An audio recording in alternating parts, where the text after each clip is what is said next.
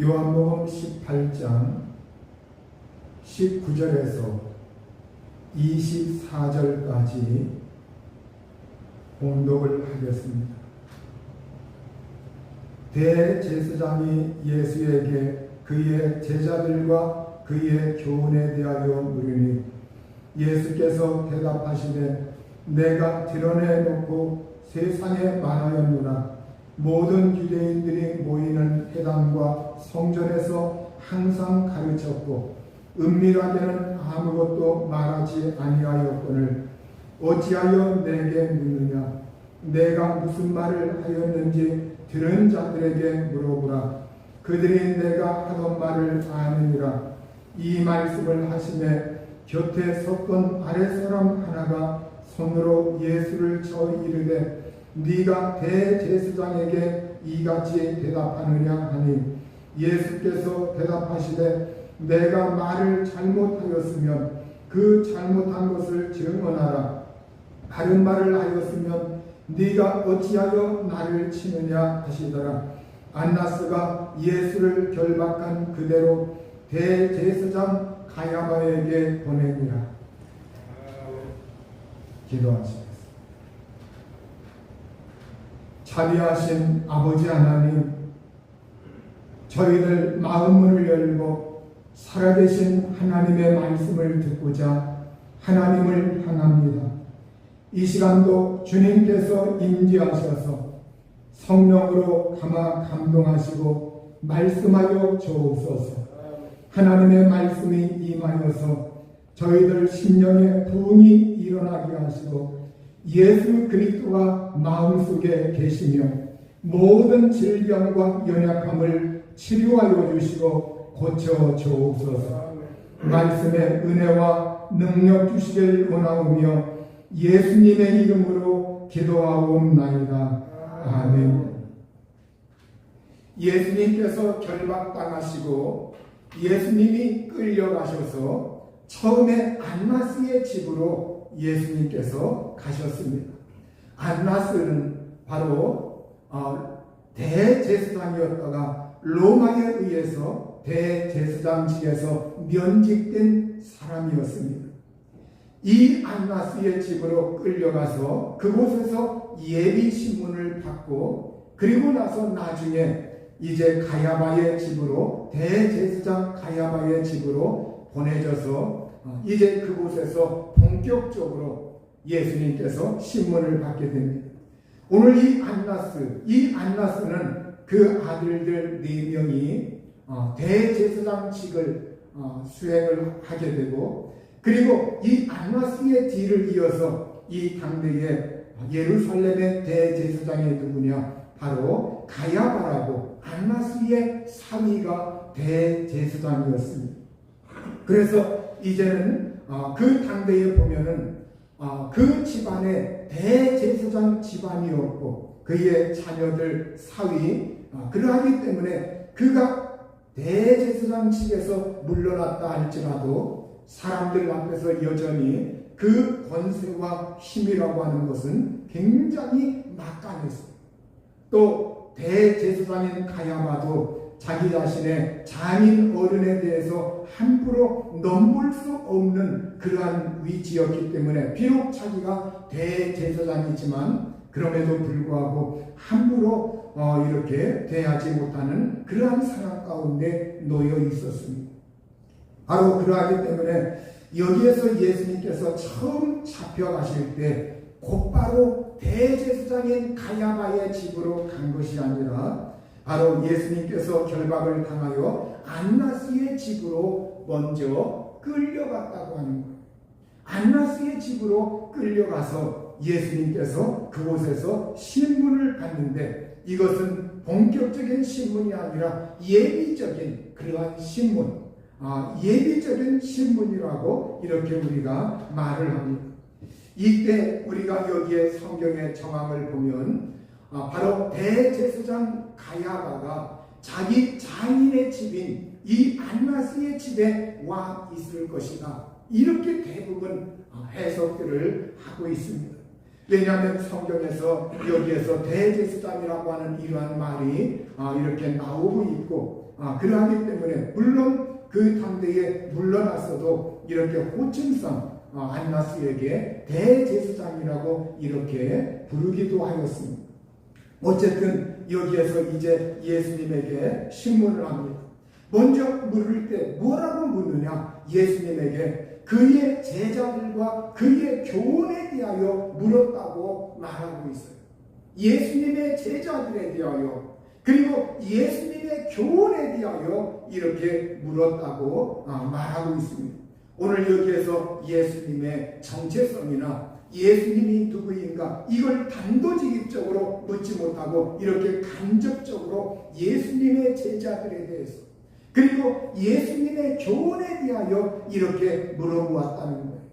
이것을 볼 것 같으면 우리 예수님에게 어떠한 제목이나 어떠한 죄의 명목, 이 제목이라고 하는 것 이것이 확고하게 예수님이 범한 죄가 이것이다 이렇게 그들이 들이댈 수 없었다고 하는 거예요.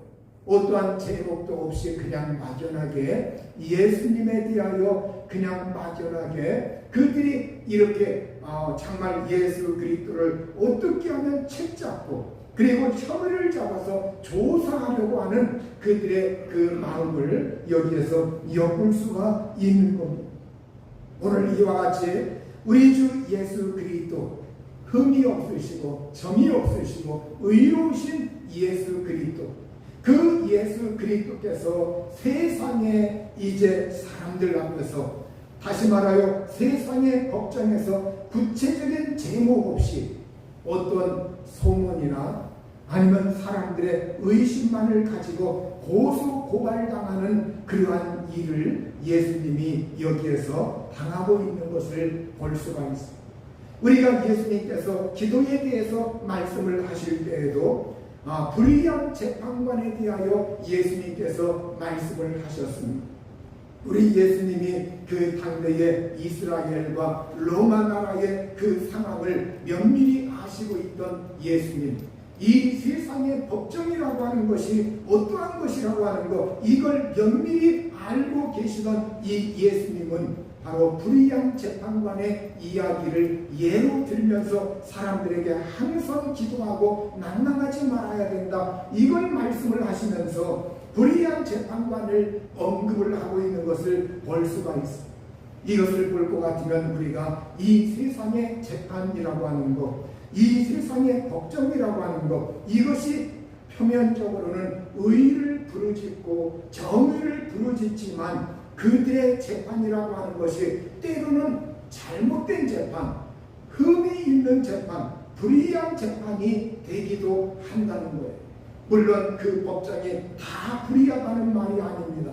때로는 어떤 거에 의해서 기획적으로 어떤 수사를 하고 기획적으로 어떤 사람을 죄로 책잡자면 얼마든지 이 세상에서는 만들 수 있는 것이 이 세상의 법이요 이 세상의 법정이라는 거예요. 오늘 여러분 우리 예수님이 이렇게 법정에 서시게 됩니다. 우리가 차린 소크라테스 이 소크라테스가 죽은 그 제목이 무엇이냐? 소크라테스도 어떤 이 아테네에서 사람들에게 어떤 도덕적으로 잘못을 끼친 것이 없었습니다.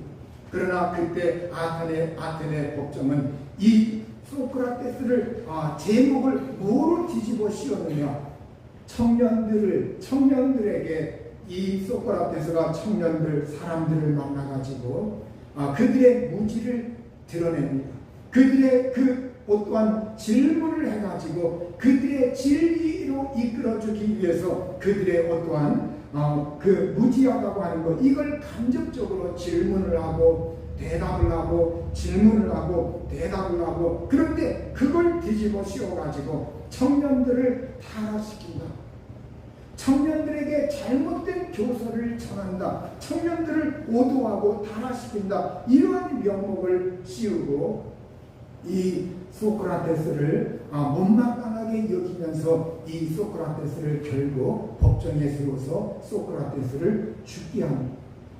정말 여러분 오늘 우리가 이 역사상에서도 오늘 우리가 이 세상에서 정의를 보여주지만 잘못된 것이 이 세상엔 굉장히 많이 있다. 이걸 우리가 이 세상을 살 때 우리가 일단 전제하고 들어가야 합니다. 우리 예수님, 의로우신 예수님, 그분이 이렇게 신분을 받으셨다. 자, 그 제자들이 어떠한가, 그리고 예수님의 교훈이 어떠한가, 이거에 대해서 질문을 하였을 때 예수님께서 뭐라고 대답을 하셨느냐. 20절과 21절에 보면 예수께서 대답하시되 내가 드러내놓고 세상에 말하였노라. 모든 유대인들이 모이는 회당과 성전에서 항상 가르쳤고 은밀하게는 아무것도 말하지 아니하였거늘 어찌하여 내게 묻느냐. 내가 무슨 말을 하였는지 들은 자들에게 물어보라. 그들이 내가 하던 말을 아느니라. 이렇게 예수님께서 대답을 하셨습니다. 여기에서 예수님께서 내가 드러내놓고 세상에 말하였다. 내가 은밀하게 말한 적이 없다. 예수님께서 복음을 전하실 때 예수 그리스도의 말씀은 세상에 있는 사람들에게 드러내놓고 한 것이지, 예수님께서 은밀하게 비밀리에 예수님이 말씀하신 적이 한 번도 없으시다. 이걸 예수님께서 강조하고 말씀을 하시는 거예요. 왜 예수님께서 이 말씀을 하시느냐. 예수님이 은밀하게 비밀리에 말하지 않았다고 하는 것, 이 사실은 그들이 예수님에게 어떠한 정치적인 혐의를 뒤집어 씌우고 싶었던 거예요. 이 예수님의 가르침은 바로 로마 나라에 적대시하는 어떤 정치적인, 바로 유대인의 왕이다. 예수님이 탄생하셨을 때도 헤롯이 바로 정말로 이 세상에 나 말고 다른 왕이 있을 수 있는가, 예수 그리스도에 대해서 두려워한 것이 바로 그것입니다. 그러하기 때문에 바로 예수 그리스도에 대해서 어떤 정치적인 혐의를 뒤집어 씌워가지고 로마에 반역하는 반기를 드는 사람이다. 이걸 뒤집어 씌워서 예수 그리스도를 처형하려고 하는 그러한 관계가 그들에게 있었던 거예요. 그러나 예수님은 나는 드러내놓고 말했다. 공개적으로 모든 사람들에게 공개적으로 말을 하였지 나는 은밀하게 비밀리에 말한 적이 없다. 이것은 무슨 말이냐. 나는 정치적으로 어떤 의도를 가지고 정치적인 그러한 반역이나 아니면 로마 나라나 아니면 유대 나라나 너희들 정치 세력들에 대하여 내가 어떤 혐의를 가지고 어떤 반기를 들면서 그것을 정복시키려고 말한 적이 한 번도 없다. 이렇게 예수님이 말씀을 하시는 거예요. 그러니까 예수님은 나는 너희들의 그 모든 것에 대해서 내가 어떠한 반란이나 어떠한 너희 세력들을 들러엎고 내가 왕되려고 하는 것이나 이러한 것이 나의 관심사가 아니다. 거기에 나의 관심사가 아니고 그것 때문에 내가 이 세상에 온 것도 아니다. 이걸 예수님께서 말하고 싶어 하는 거예요. 그러면서 예수님이 뭐라고 말씀하시느냐. 바로 내가 무슨 말을 하였는지 들은 자들에게 물어보라. 그들이 내가 하던 말을 아느니라. 그러면서 예수님은 내가 유대인들이 모이는 회당과 성전에서 가르쳤다. 유대인들이 모이는 회당과 성전에서 가르쳤다. 이걸 또 예수님이 강조하고 있습니다.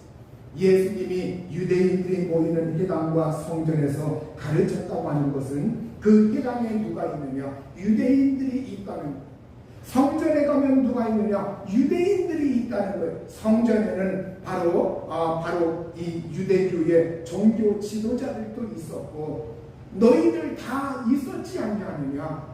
너희들 무리들이 거기에 있었고 그리고 너희와 관계된 사람들이 다 성전이나 회당이나 이러한 곳에 유대인들이 있었지 않느냐? 너희들도 듣기도 하였고 또 간접적으로 전해 듣기도 하였고 그러면 내가 그곳에서 하나님의 말씀을 천국 복음을 가르쳤고 전하였는데 거기에서 내가 어떠한 잘못이나 아니면 내가 전한 그 말씀 가운데 유대교의 율법을 거스르면서 율법이 어떤 율법의 공격하거나 흠을 찾아내거나 율법을 내가 거역을 하면서 가르친 적이 있느냐? 그런 것은 한 번도 없다. 그래서 예수님이 여기에서 성경과 유대교 회당에서 예수님이 가르쳤다고 하는 것은 예수님이 바로 율법을 어기면서 예수님이 율법을 폐하러 오신 것이 아니라고 하는 것. 그러니까 너희들이 지금 나에게 제목을 삼으려고 혐의를 두려고 하는 것은 하나는 정치적으로 나를 뒤집어 씌워가지고 나를 죄인으로 만들려고 하는 것과 그 다음에 하나는 내가 유대교의 반기를 들고 율법을 어기면서 율법을 폐하면서 그것을 폐하면서 복음을 전한다고 하면서 나를 책잡으려고 하는 그 저희가 너희에게 있지 않냐. 바로 예수님이 평상시에 복음을 전할 때 끄떡하면 안식일에 병든 자를 고치고 이적을 행하면 예수님은 안식일을 범한다. 안식일에 일하는 자다. 이러면서 자꾸 못마땅하게 여겼죠. 그러니까 오늘 여러분 이 유대인들은 애당초 처음부터 예수 그리스도에 대하여 못마땅하게 여기고 굉장히 거스르면서 예수 그리스도가 오신 것을 환영하지 않은 겁니다. 여러분 오늘날도 이 이스라엘의 이 사람들을 보면은 우리 지방에서 얼마 전에 이스라엘의 그 실제 상황에 대해서 한번 이렇게 교육을 한번 한 적이 있습니다.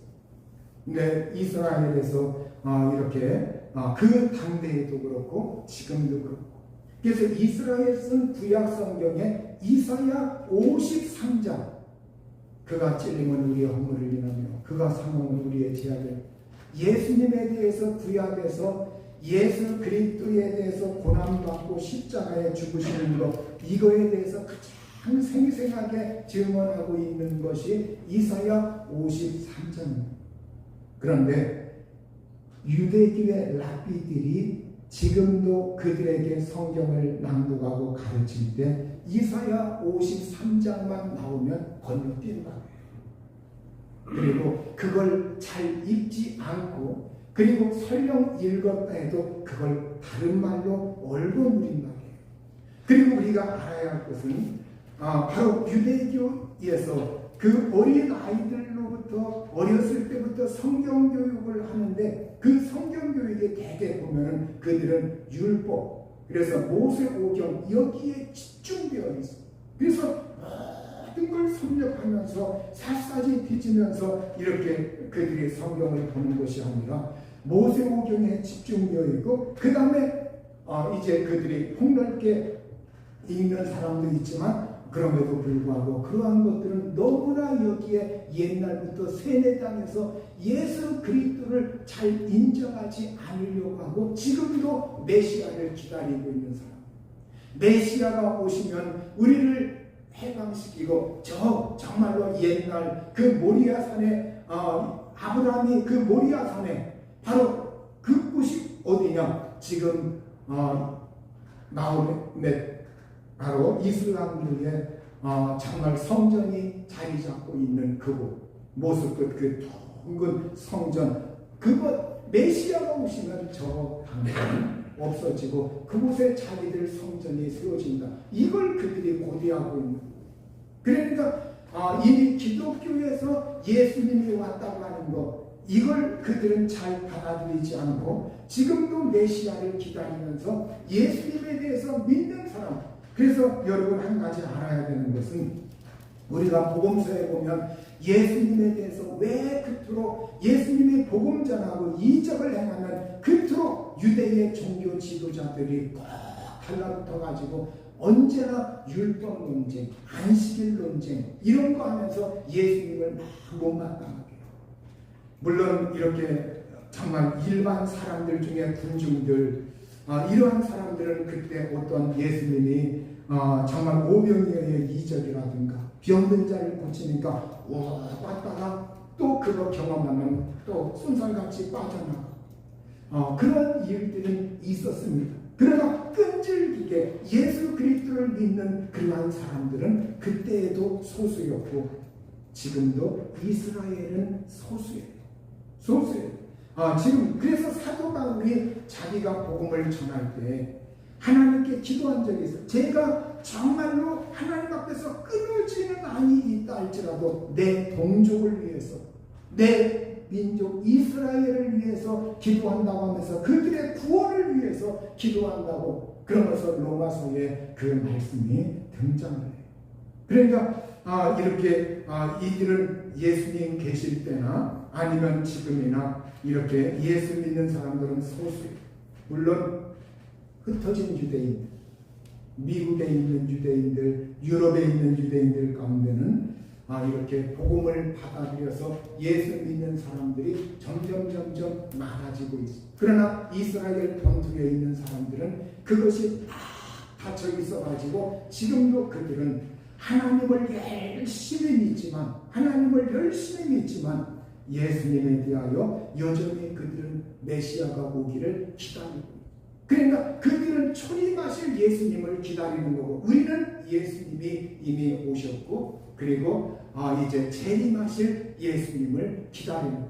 그러면 그 이스라엘 나라에 예수 탄생 교회다, 무슨 교회다, 교회당이 이렇게 정말 성지순례하는 사람들의 그 말에 의하면 곳곳마다 예배당이 세워져 있어요.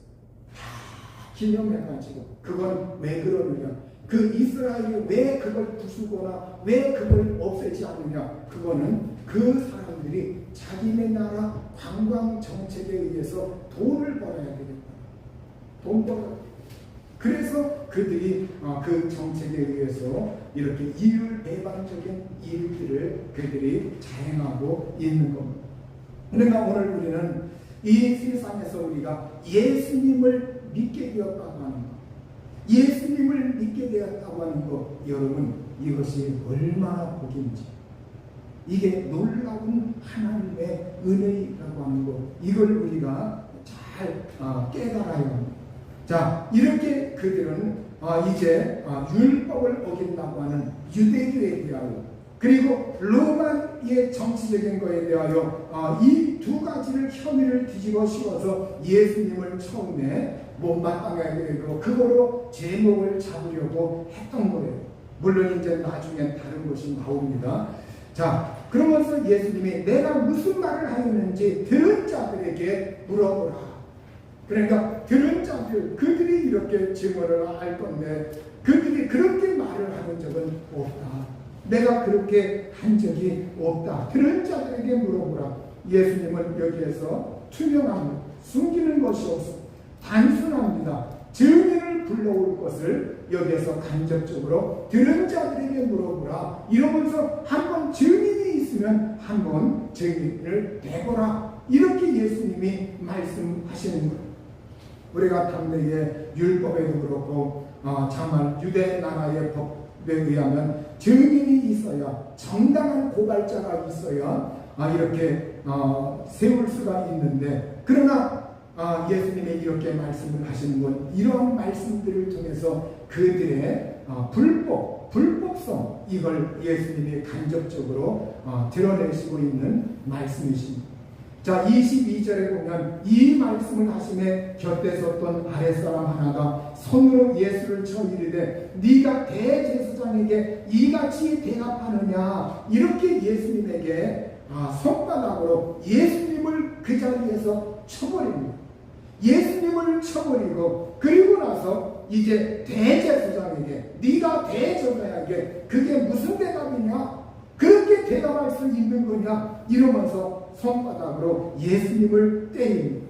여기에 아랫사람 하나는 바로 성전 경비병을 말하고 있는 거죠. 이 경비병은 지금 누구의 편에 서 있느냐, 대제사장의 편에 서서 대제사장의 체면을 이렇게 세워주면서 반면 예수님을 모욕하고 예수님을 멸시하고 예수님을 조롱하고 있는 것을 볼 수가 있습니다.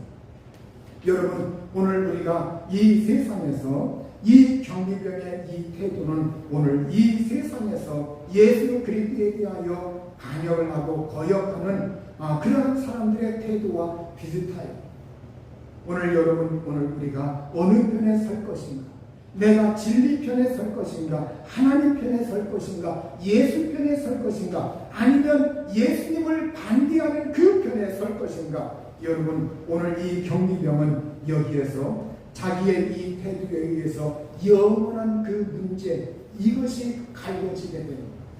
여러분, 오늘 우리가 진정으로 이 세상에 있을 때 내가 예수 그리스도의 편, 예수 그리스도 편에, 주님의 편에, 내가 하나님 편에, 그래서 어찌하든지 예수 그리스도를 성령에 의해서 증언하고 변호하고 옹호할 수 있는 이러한 사람들이 우리가 되어야 한다는 거예요.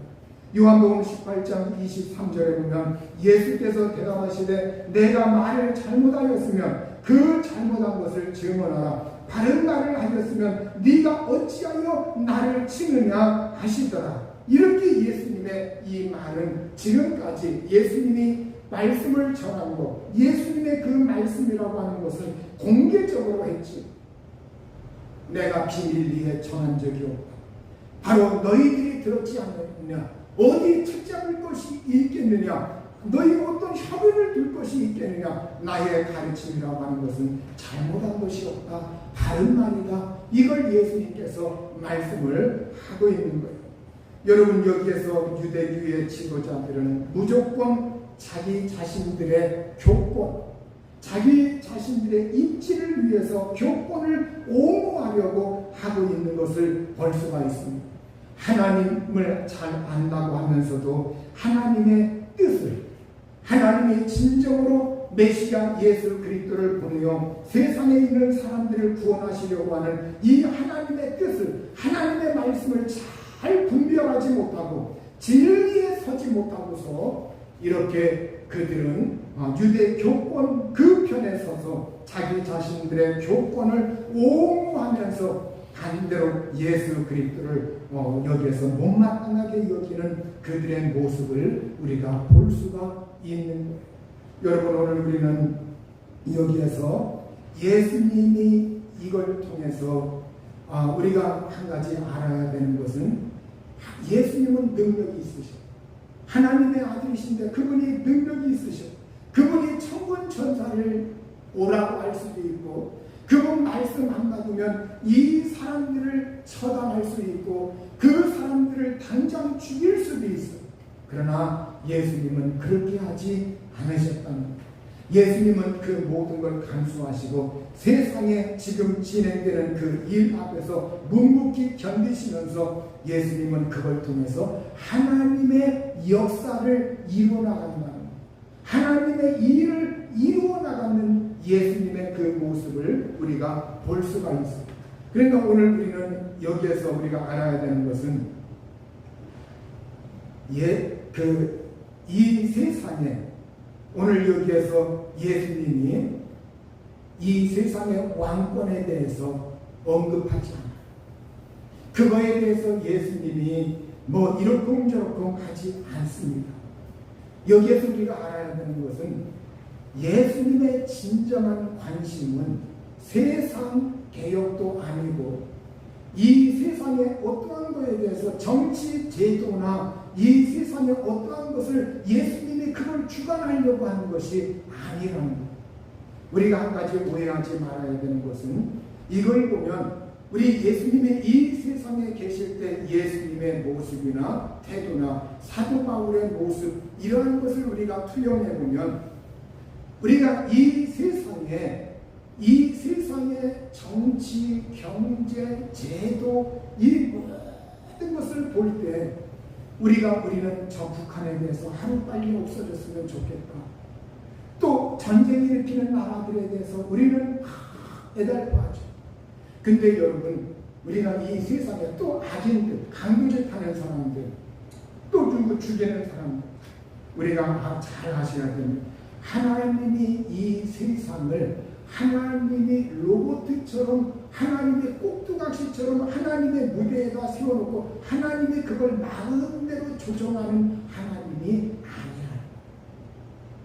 이 세상의 역사와 일들 상당 부분들을 인간에게, 너희는 이 땅을 정복하고 다스리고 주관하고 이렇게 할 수 있는 걸 상당 부분을 하나님이 인간에게 위임해 놓으신,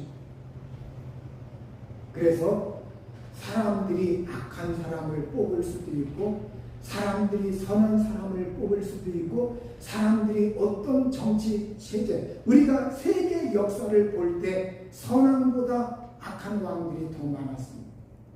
선한 대통령보다, 선한 총리보다 악한 대통령이나 악한 총리들이 많았습니다. 또 전쟁도 수없이 일어났습니다. 수많은 사람들이 죽었습니다. 여러분, 오늘 이걸 보면 우리가 이 세상의 일들을 사람들이 잘 도모해야 된다. 사람들이 잘 관리해야 된다. 그러니까 하나님은 아담을 만들고 너는 땅을 정복하고 이 세상 그걸 관리하고, 그리고 에덴 동산도 그렇고 그걸 관리할 수 있는 그걸 주었다는 거예요. 하나님의 애당초 이스라엘에겐 왕을 주시지 않으려고 했죠.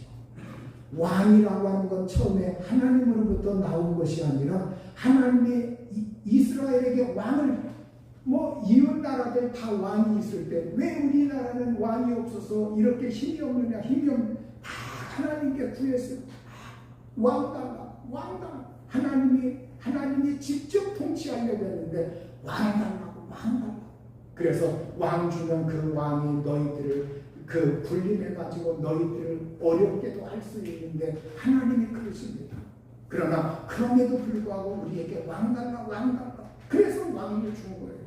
그러니까 여러분, 영국은 왕권 신수설 해가지고 그 왕족 이걸 자꾸 신성시하고 이건 하나님으로부터 온 것이다, 이걸 신성시하는데 왕권 신수설이라고 하는 건 성경상 엄밀히 보면 없는 것. 여러분, 오늘 우리가 그래서 우리가 이 세상에서 정말 악인도 많고 막 해서 우리가 조심할 것, 우리가 조심해야 돼요. 우리가 노력할 분야는 우리가 노력을 해야 되고, 우리가 땀 흘릴 분야는 우리가 땀 흘려야 되고, 그러면서 그 속에서 하나님 은혜 주세요, 하나님 도와주세요, 하나님 이적이 일어나게 해주세요, 하나님 함께 해주세요. 건강도 자기 자신이 먹는 거, 이런 거, 잠자는 거 잘 자기 자신이 잘 관리를 해야 돼요.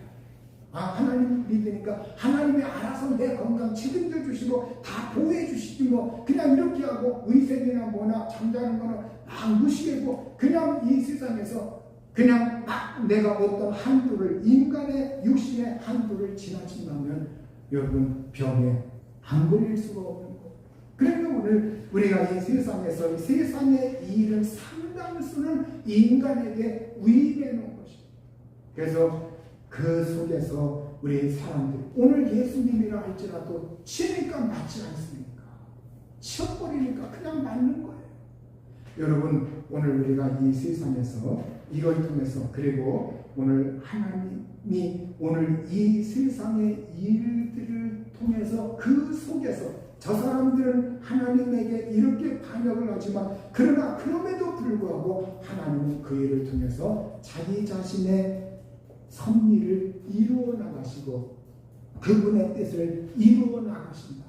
이 세상에 악인이 많고 이 세상에 여러 일들이 있지만 그럼에도 불구하고 하나님은 하나님의 나라와 의의 그 일을 위해서 서서히 예수의 재림, 저 영원한 하늘나라 이걸 이루기 위해서 하나님은 그 일을 쭉 전개시키면서, 그러면서 우리 인간에게 예수 믿으라.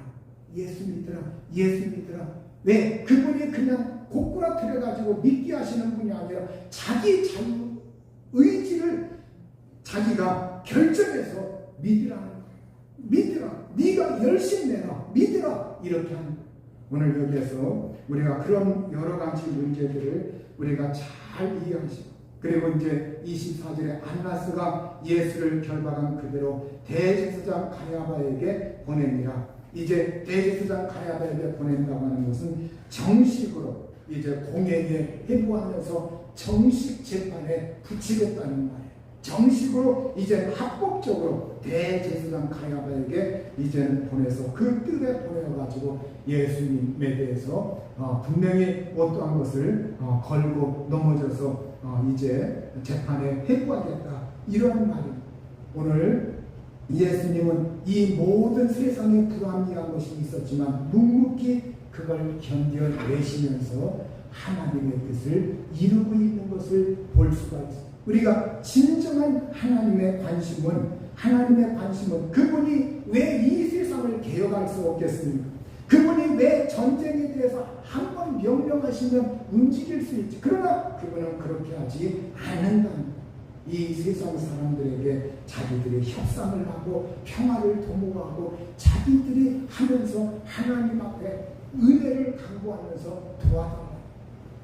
오늘 이걸 잘 이해하시고 우리가 이 세상에서 어떻게 살아야 하는가, 또 신앙생활을 어떻게 해야 하는가, 이러한 것이 예수님의 태도를 통해서 우리가 엿볼 수 있는, 우리 모두 정말 예수님께서 그럼에도 불구하고 하나님의 뜻을 이루시는 예수님, 세상 일들을 통해서 그 속에서 하나님의 일을 전개시키는 예수님, 이걸 통해서 우리가 한 가지 알아야 되는 것은 여러분의 이 세상의 삶을 통해서, 일들을 통해서, 이것이 하나님과 무관한 것이 아니라 그 일들을 통해서 하나님은 하나님의 일을 이루어 나가신다. 이걸 여러분이 또 잘 이해해요. 예수 믿는 사람들이 나는 예수 믿으니까 내가 보따리 싸가지고 산속에 기도원 가서 기도만 하고 살까? 아니요. 여러분, 하나님은 우리의 이 세상의 삶의 현장 속에서 그 삶을 통해서 하나님의 뜻을 정례시키고 그 속에서 하나님의 뜻이 이루어지게 하고 그 속에서 축복의 역사를 낳게 하시는 하나님이십니다. 그래서 여러분이 이분법적으로 내가 예수 믿으니까 다 팽개치고 하나님 일해야지, 하나님 일해, 그래서 세상 일 다 팽개, 이거 무슨 소용이냐, 이런 태도가 아니라 오늘 그 속에서 열심히 살면서 땀을 흘리고 노력하고 준비하고 그러면서 성실하게 살면서 그러면서 그 속에서 하나님의 은혜와 복을 간구하고 주의 도우심을 간구할 수 있기를 우리 주의 이름으로 축원합니다. 이 시간 우리 합심해서 기도합니다. 우리 예수님은 능력이 있었지만 그 능력을 다 사용하지 않으셨어요. 제한하셨어요. 그러니까 그분은 이 세상에 육체로 오셔서 자기 자신을 스스로 제한시켰어요. 한정시켰어요. 왜? 이 구원 사역을 위해서. 우리를 구원하시려. 세상은 이걸 모르니까. 예수님이 십자가에 죽으시고 피 흘리셔야 구원의 역사가 이루어지기 때문에 그걸 이루기 위해서 예수님은 오해받으면서 욕을 먹으면서 모욕받으면서 참으시고 이루어가시는 거예요.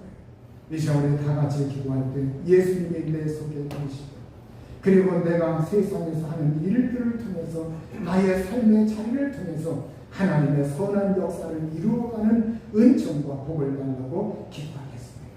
자비하신 아버지, 우리 모두 예수 그리스도를 의지하고 예수 그리스도를